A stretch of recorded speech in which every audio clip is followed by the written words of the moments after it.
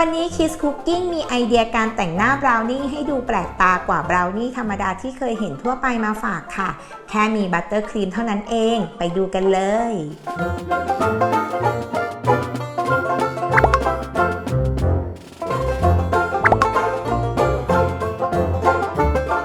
หลังจากที่เราเตรียมบราวนี่เรียบร้อยแล้วนะคะก็มาทำบัตเตอร์ครีมสีต่างๆให้เป็นเรนโบว์กัน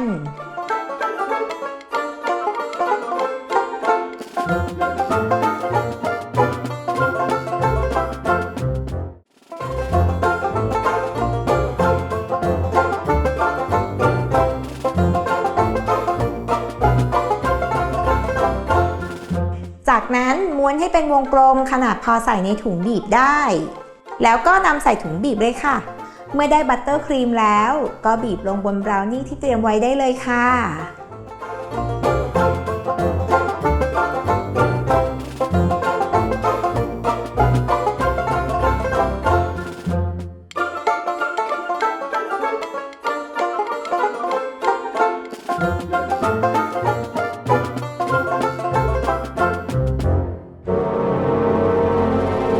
เสร็จแล้วบราวนี่เรนโบว์ของเราน่ารักใช่ไหมล่ะน้องๆลองทำตามดูนะคะ